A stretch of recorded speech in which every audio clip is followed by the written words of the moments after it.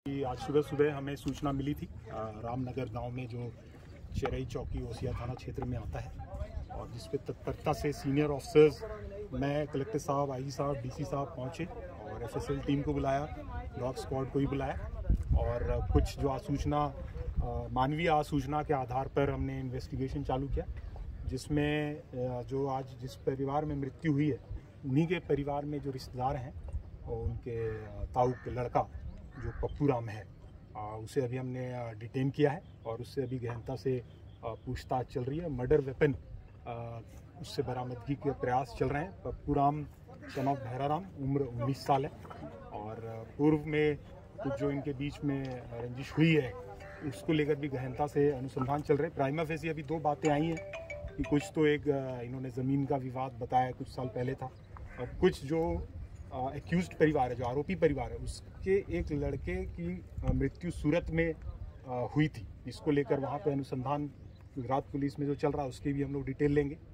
कुछ ये बात आई है कि उस जो घटना हुई है उस आरोपी परिवार के लड़के के साथ, उसमें कहीं इन्हें शक था कि इस परिवार का हाथ है और इसके लेकर भी रंजिश थी। तो दो एंगल है और अभी एग्जैक्टली कहना बहुत जल्दबाजी होगा।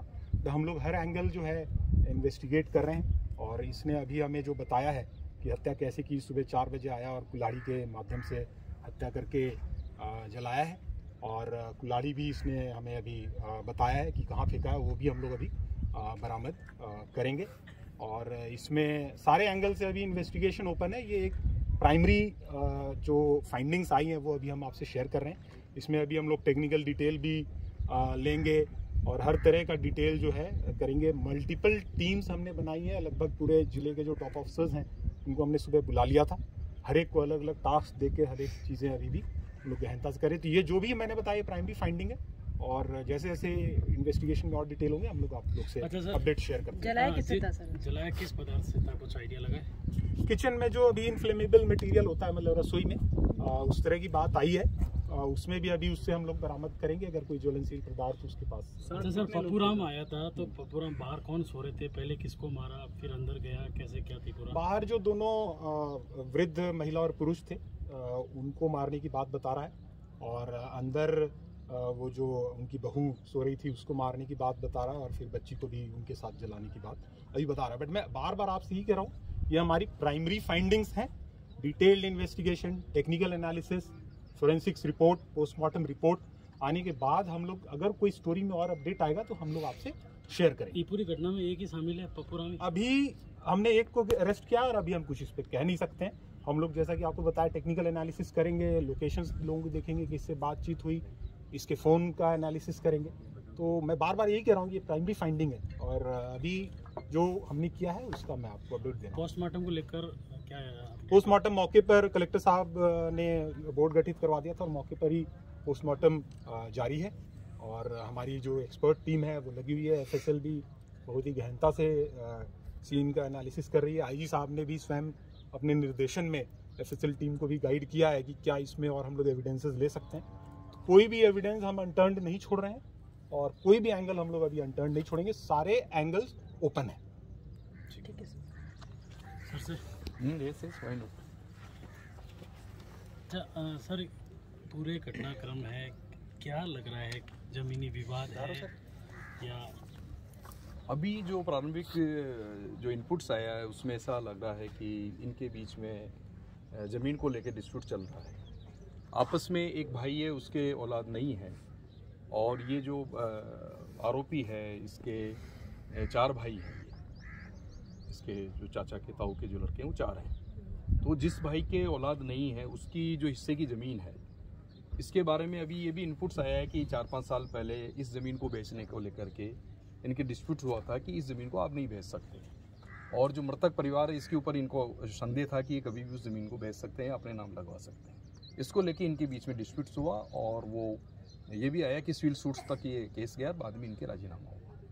मीनवाइल अभी जो लास्ट ईयर गत वर्ष जो ये आरोपी है इसके एक भाई की गुजरात में सूरत में संदेहजनक परिस्थितियों में मृत्यु हुई है और उस मृत्यु को लेकर के इनके मन में ये संदेह था कि उस मृत्यु में इस परिवार का हाथ है या इन्होंने वो मृत्यु षड्यंत्रपूर्वक करवाई है। इसको लेके इस युवक के और उनके परिवार में संदेह था और ये जो घटना हुई है इसमें जो ही हमें पता चला आज कि इस प्रकार से 4 की हत्याएं हुई है और तत्काल हमने मतलब पुलिस अधिकारी यहाँ पे मौके पर पहुँचे।